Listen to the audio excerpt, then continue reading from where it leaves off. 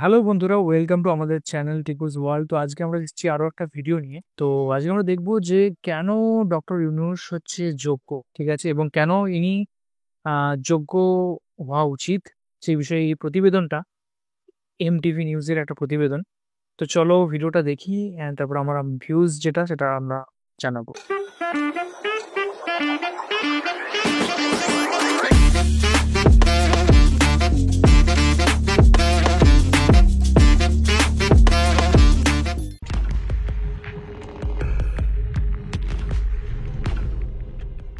সূর্যটা আকাশের মাঝখানে দাঁড়িয়ে আছে। ঢাকার একটি পুরনো মসজিদ থেকে জুম্মার নামাজ শেষে মানুষ বেরিয়ে আসছে। দূরের শিরিষ গাছের ডালে পাখিরা কলতান তুলছে। বাতাসে শীতল একটা আমেজ ছড়িয়ে পড়েছে। শহরের এক কোণে একটি জরাজীর্ণ বাড়ির ছাদে দাঁড়িয়ে আরিফ আকাশের দিকে তাকিয়ে। তার হাতে একটি পুরনো বই, ইরানের বিপ্লব ও খামেনি। পাতার পর পাতা উল্টে সে ভাবছে একজন মানুষ কিভাবে একটি জাতিকে নিজের আদর্শে গড়ে তুলতে পারে। আয়তুল্লাহ আলী খামেনি, ইরানের সেই নেতা যিনি বিশ্ব শক্তির মুখে চপটাঘাত করে দেশটিকে নৈতিকতার পথে এগিয়ে নিয়েছেন। কিন্তু আরিফের চোখে এখন অন্য একজনের ছবি ভাসছে, প্রফেসর মোহাম্মদ ইউনূস। নতুন বাংলাদেশে তিনিই কি হতে পারেন সেই আলোর দিশারি? এমনটা ভাবতে ভাবতে আরিফ তার ফোনের ইউটিউব ঘাটা শুরু করলো। প্লে লিস্টে সেভ করে রাখা প্রফেসর ইউনূসকে নিয়ে করা একটি কন্টেন্ট চালু করলো। 2024 সালের 5 আগস্ট বাংলাদেশের ইতিহাসে একটি টার্নিং পয়েন্ট। ছাত্র জনতার অভূতপূর্ব আন্দোলনে ক্ষমতার গদি থেকে বিদায় নিয়েছিল একটি সরকার। রাস্তায় রক্ত ঝরেছে, চোখে জল গড়িয়েছে, কিন্তু জনগণের কণ্ঠ অবশেষে জয়ী হয়েছে। 5ই আগস্টের দ্বিতীয় স্বাধীনতার মহাত্ম ভুলে রাজনৈতিক নেতারা আবারও তাদের পুরনো খেলায় মেতে উঠেছেন। ক্ষমতার লোভ, দলীয় কোন্দল আর স্বার্থের লড়াই। কিন্তু জনগণ আর সেই পুরনো গল্প শুনতে চায় না। তারা একজন নতুন নেতার খোঁজে, যিনি তাদের আস্থা ফিরিয়ে আনবেন। এই শূন্যতার মধ্যেই একটি নাম বারবার উঠে আসছে, প্রধান উপদেষ্টা প্রফেসর মোহাম্মদ ইউনূস। বাংলাদেশ আজ এক অদ্ভুত সন্ধিক্ষণে। রাজনীতির মঞ্চে নেতার অভাব নেই, কিন্তু দূরদৃষ্টি নেতৃত্বের অভাবে দেশটা যেন হোঁচট খাচ্ছে। 5ই আগস্টের আন্দোলন দেখিয়েছে জনগণ আর পুরনো রাজনীতির ওপর ভরসা করতে চায় না। তারা এখন এমন একজনকে চায় যিনি দলের ঊর্ধ্বে গিয়ে জাতির জন্য একটি স্বপ্ন দেখতে পারেন। ইরান যেমন আয়তুল্লাহ খামেনির মতো একজন নৈতিক পথপ্রদর্শক পেয়েছিল, বাংলাদেশও কি তেমন কাউকে পাবে? খামেনি ইরানে কখনো সরকারের দৈনন্দিন কাজে হাত দেননি, তবু তার নৈতিক প্রভাবে দেশটা আত্মনির্ভরশীল হয়ে উঠেছে। তিনি যেন একটি আলোক বার্তিকা, পথ দেখান, কিন্তু পথে হাঁটার দায়িত্ব অন্যের। বাংলাদেশের জন্য এমন একজন দরকার। আরিফ ভাবে এদেশে এখন নেতৃত্ব মানে শুধু দেশ চালানো নয়, সময়কে চালানো। আর প্রফেসর ইউনূস সেই চালকের আসনে বসার উপযুক্ত। তাকে সামনে রাখাই হবে ভবিষ্যতের প্রতি আমাদের শ্রদ্ধা জানানো। ইউনূসের নেতৃত্বে দ্রব্যমূল্য নিয়ন্ত্রণে এসেছে। 2025 সালের ঈদ দেশের ইতিহাসে সবচেয়ে সাশ্রয়ী ঈদ হিসেবে চিহ্নিত হয়েছে। বাজারে চাঁদাবাজি বন্ধ হয়েছে তার কঠোর অবস্থানের কারণে। তিনি বিনিয়োগ বোর্ডের চেয়ারম্যান আশিক চৌধুরীর মতো হাইলি ট্যালেন্টেড ব্যক্তিদের দেশের গুরুত্বপূর্ণ চেয়ারে বসিয়েছেন, যার ফলে অর্থনীতিতে দেশের উন্নয়নে নতুন গতি এসেছে। ছাত্র জনতার মন জয় করে নিয়েছেন ইউনূস। তারা বিশ্বাস করে এই মানুষটি তাদের স্বপ্নকে বাস্তবে রূপ দিতে পারে। বাংলাদেশের 90 লাখ নারী তার মাইক্রো ফাইন্যান্স মডেলের মাধ্যমে আর্থিকভাবে স্বাধীন হয়েছেন। 15টি দেশে তার সামাজিক ব্যবসার মডেল ছড়িয়ে পড়েছে। এই কাজ রাজনীতির চেয়েও বড়, কারণ এটি সরাসরি মানুষের জীবন বদলেছে। 5ই আগস্টের পর বাংলাদেশের জনগণের মধ্যে আরেকটি চেতনা জেগে উঠেছে। প্রতিবেশী ভারতের শোষণের বিরুদ্ধে প্রতিবাদ। বাণিজ্য, সীমান্ত আর পানি বণ্টনের ক্ষেত্রে ভারতের আধিপত্যবাদী নীতি বাংলাদেশকে বারবার কোণঠাসা করেছে। জনগণ এখন এমন একজন নেতা চায় যিনি ভারতের এই শোষণের বিরুদ্ধে স্পষ্ট কণ্ঠে কথা বলবেন। প্রফেসর ইউনূস এই ক্ষেত্রেও একটি শক্তিশালী সম্ভাবনা। তিনি আন্তর্জাতিক মঞ্চে বাংলাদেশের প্রতিনিধিত্ব করেছেন বারবার। তার কণ্ঠে নেই দ্বিধা, নেই ভয়।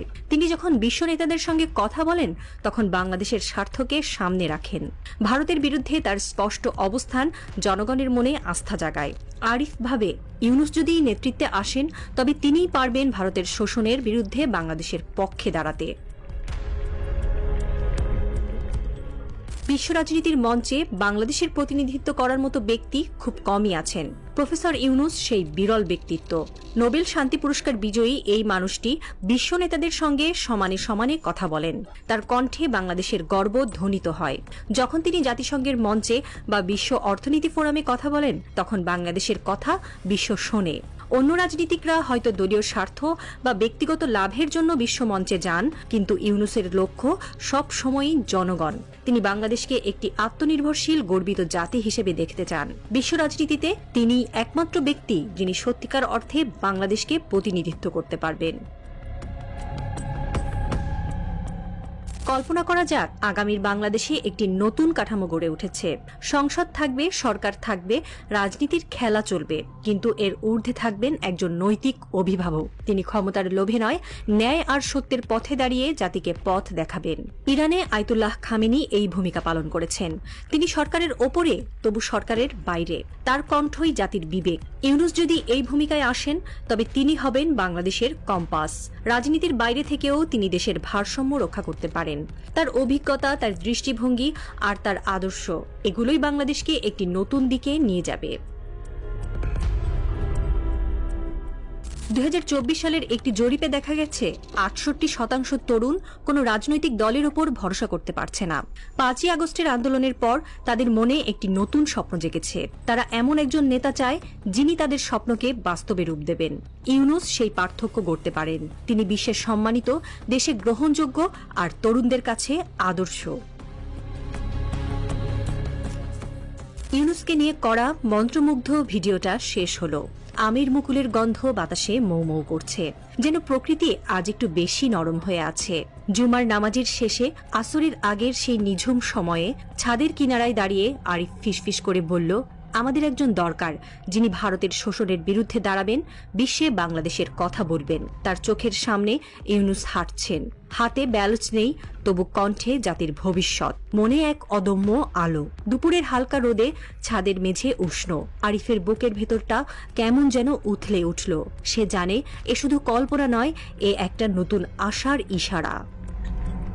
বাইরে দূরের মিনার থেকে এখনো আসরের আজানের আওয়াজ ভেসে আসছে না, তবু বাতাসে একটা পবিত্রতা। আরিফের মনে হয় ইউনূসের মতো মানুষেরা এমনই, সাধারণের মাঝে অসাধারণ, নিঃশব্দে পথ দেখান। যদি বাংলাদেশ কখনো স্থির পথে হাঁটে, তবে সেই পথের দিশারি হবেন তিনি, প্রফেসর ইউনূস। একজন যার নাম শুনলে শ্রদ্ধায় মন ভরে, গর্বে বুক ফোলে, আর মনে পড়ে মাটির কাছে থেকেও স্বপ্নের আকাশ ছোঁয়া যায়।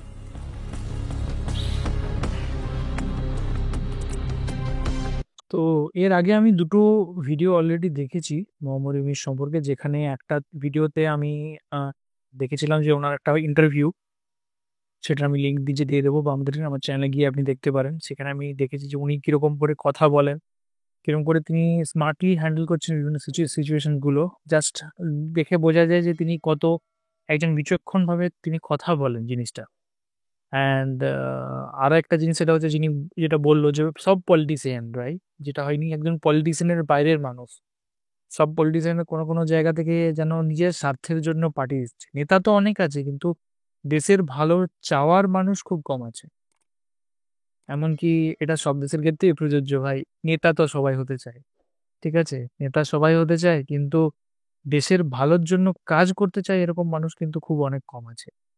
তো অনেক আশা নিয়ে ছাত্ররা তাকে বিশ্বাস করেছে, এবং তিনি আজকে বাংলাদেশের একটা সর্বোচ্চ পদে তিনি আছেন, প্রধানমন্ত্রীর পদে তিনি আছেন।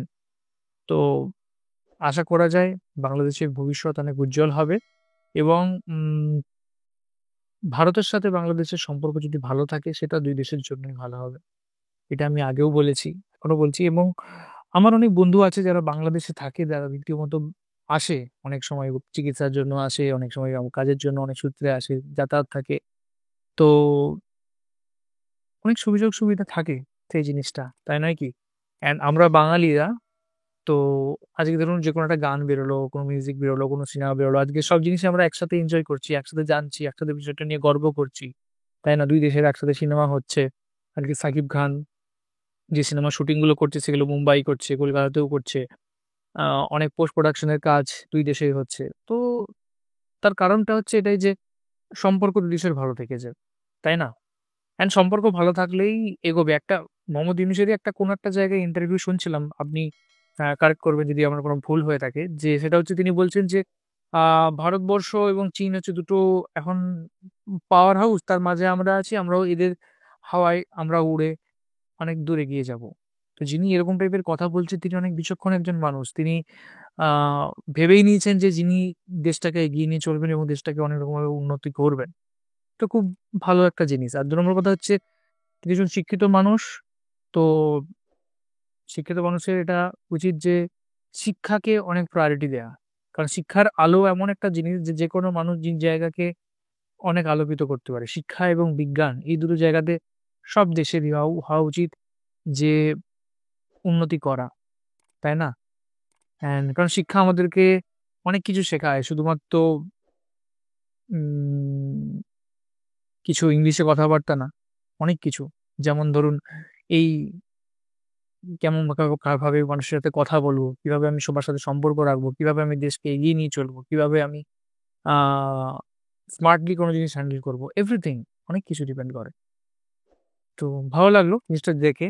অ্যান্ড অনেক, অনেক শুভকামনা বাংলাদেশের সকল মানুষের জন্য এবং ইন্ডিয়া এবং বাংলাদেশ ২ দেশের সম্পর্ক ভালো যেন হয়। এটা আমরা আশা করব ইন ফিউচারে। দেখুন সীমিত সময়ের জন্য পলিটিক্যাল কারণে অনেক কিছু খারাপ হতে পারে। কিন্তু লং টার্ম এ কি হয় সেটা এখন দেখার। তাই না? আপনারাও দেখতে পাবেন লং টার্ম এ এই সরকার কি করছে এবং তার উপরেই ভিত্তি করে পুরো জিনিসটা দাঁড়িয়ে আছে। ঠিক আছে? তবে একটা জিনিস সেটা হচ্ছে ২ দেশের জন্যই আমার মনে হয় যে মানুষকে অনেক বেশি সচেতন হতে হবে। মানুষকে অনেক বেশি শিক্ষিত হতে হবে। তাহলেই দেশ অনেক ভালো চলবে। অনেক, অনেক শুভকামনা আপনাদের সকলের জন্য আমাদের তরফ থেকে। আশা করি ২ দেশের সম্পর্ক ভালো থাকুক। সবাই খুব ভালো থাকুক, সুখে থাকুক, শান্তিতে থাকুক। এটাই সবচেয়ে বড় পাওয়া দিনের শেষে। আর এরকম যেন যেরকম আন্দোলন হয়েছে লাস্ট ইয়ার যেরকম আমরা দেখেছি, যেরকম অত্যাচার হয়েছে এরকম যেন কোনদিন কোন দেশে কোন জায়গায় এরকম না হয়। এটাই। হুম? মানে এরকম পর্যায়ে যেন কোনদিন কোন জায়গায় না যায়। হুম? তো এই ছিল আমাদের reaction. Thank you so much আমাদের ভিডিও দেখার জন্য। যদি আমাদের ভিডিও ভালো লাগে থাকে তাহলে সেটাও কমেন্টে জানাও। অ্যান্ড হ্যাঁ, কোন রকম হেট কমেন্টস প্লিজ ছড়াবেন না। আপনাদের কাছে রিকোয়েস্ট এটা রইলো। কারণ দেখুন দেশ বলে শুধু একটা মানুষ বা একটা ইয়েতে হয় না। দেশ অনেক মানুষ অনেক রকম ভিন্ন মতের সব জিনিস নিয়ে তৈরি হয়। তো চেষ্টা করুন পজিটিভিটি ছড়ানোর, চেষ্টা করুন পজিটিভ থাকার, চেষ্টা করুন পজিটিভ হওয়ার। ঠিক আছে? তো এখনকার মতো এই পর্যন্ত। দেখা হবে পরবর্তী ভিডিওতে।